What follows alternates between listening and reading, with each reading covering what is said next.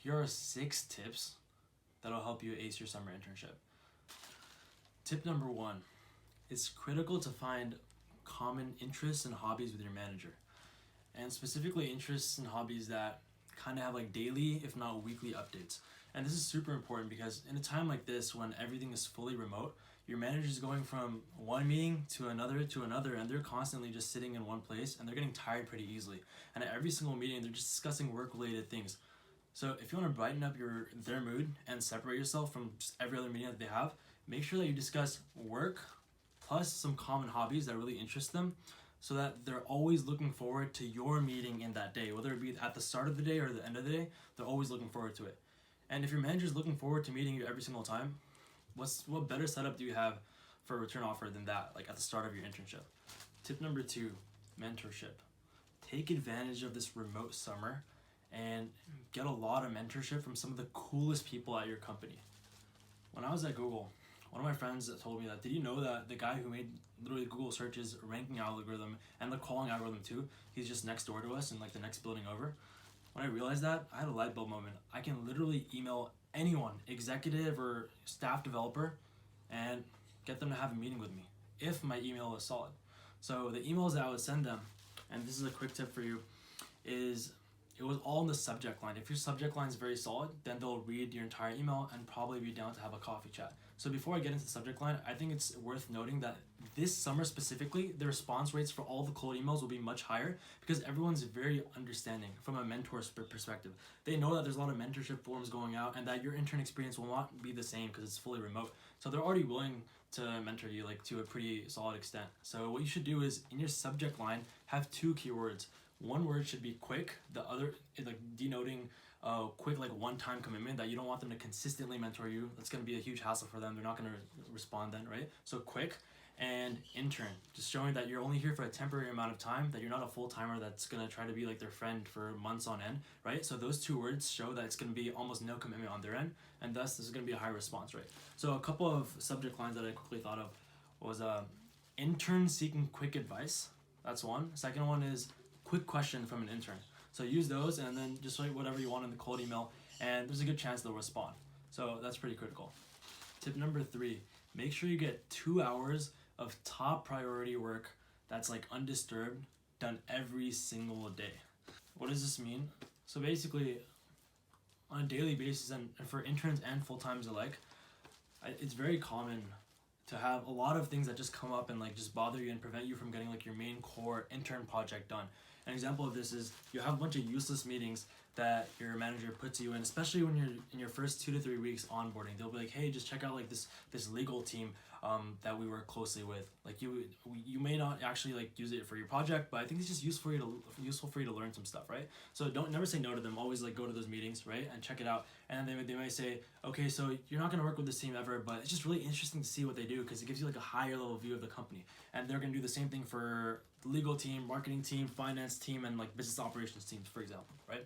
And those are all things that are definitely really interesting, but they're gonna distract you from your project. Other things that may also distract you is other busy tasks that are P3, P4, P5, aka low priority work, or just the fact that you're like eating food like for lunch or just like different snack breaks, or just even going to the restroom. Those are all things that are going to distract you and make it difficult for you to work on your most important thing, which is your intern project, right? And then also you being at home with the family, you know, if like your parents call you or a sibling calls you, that also distracts you too. And lastly, like, you know, if your friends also want to like FaceTime or text, these are all like 5 to 6 different things that I just mentioned that can distract you. And how do you solve this? The solution for this is simple. Block out a 2-hour period every single day. It can be anywhere in the day in which you don't do any of those above 5-6 things, right? All you do is work on your intern project, the thing that matters, the thing that's going to govern your return offer. And I actually personally always put this in the morning before I have my first meeting. Because here's the thing, your manager can schedule a one-on-one anytime, and you're not going to turn that down. You should take that.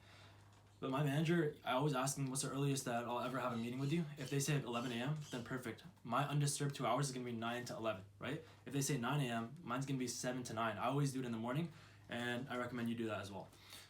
Why would you do this? It's simple. If you have 2 hours of undisturbed work on your main, most important project every single day, well, all the other interns and everyone else is just like saying, oh man, I didn't get any work done today, or this week was just a rough week.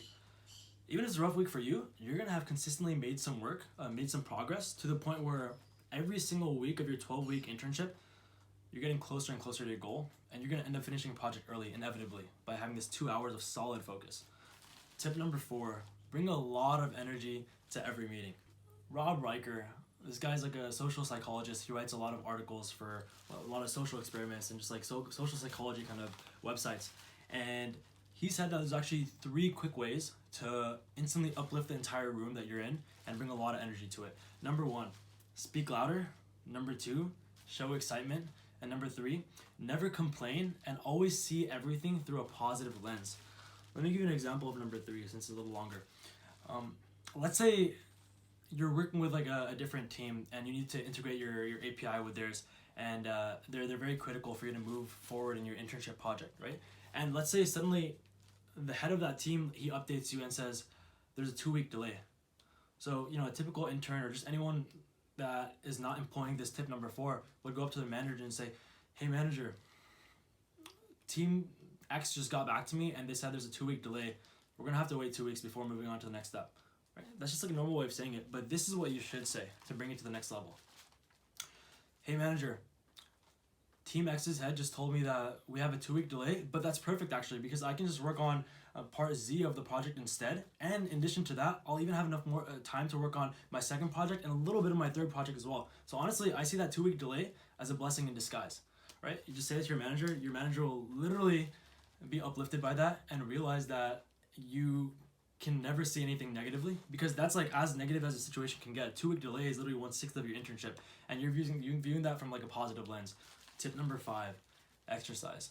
Purdue University actually conducted a case study of 200 plus randomly sampled subjects, and what they concluded was that exercising actually decreases your workplace stress by 30% and increases your workplace satisfaction by 13%. And in addition to that, a lot of people make newbie mistakes as interns. I've seen a lot of interns do huge like workouts from like 11 a.m. to 12:30, like just past noon. And what happens is, they feel great for the couple hours after that, but around 4:30, 5 p.m., when they're still supposed to put in their last hour of work in the workday, they completely crash and they're just tired again as if it was before their workout. So make sure you do many exercise sessions that are much shorter but spread out across the day. So maybe like a 20-minute session at, let's say, like 10:30 a.m. and then another one at lunchtime and then another one at like 2:30. That'll keep you pretty constant in terms of your energy levels and spread out across the day. Tip number 6, it's important to attend meetings instead of skipping them. This is because every time you show up in a meeting, you're essentially giving face time and getting to know the person on the other side better. Many meetings will not involve people that are direct stakeholders or people that are affected by your project or that you're working with on your project. They may be people on your direct team, right? That is like, the closest like cluster of people that all report to your manager or that your manager works with. And even if that direct team does not work with you at all on your intern project, it's still important to attend meetings with them, because at the very end of your internship, your manager is gonna sit them all in one room and sit all the stakeholders in another room. So let's say you're making like some project that has like legal implications or like that has lawyers working with you, right? They're gonna have your direct team in that meeting, and they're gonna call all those stakeholders, lawyers, and everyone you work with from your internship project in that one meeting room. And they're gonna say, should Hamza get a return offer? And your manager's gonna have a deep discussion and just see what everyone else's feedback about you is. And the people that haven't worked with you at all, they have not worked with you, but they've seen you in their meetings consistently, they're going to be fond of you, they're going to like you, they're going to have been like, yeah, I've been updated with this project and it seems like he's doing a great job. And if you have an overwhelming, consistent, and comprehensive across the board, like positive set of feedback on you the entire internship, it's very difficult for you not to get a return offer. So those are my 6 tips. And just wanted to say that even if you implement around half of these 6 tips, you'll easily get the return offer and you'll easily set yourself apart and ahead of the rest of the interns. So in addition to that, I'll also be like uploading videos similar to this, maybe once a week, and I won't be advertising all of them on LinkedIn and then just like notifying people there. So if you want to guaranteed have a notification, it might just be easier to subscribe. Hope this helped.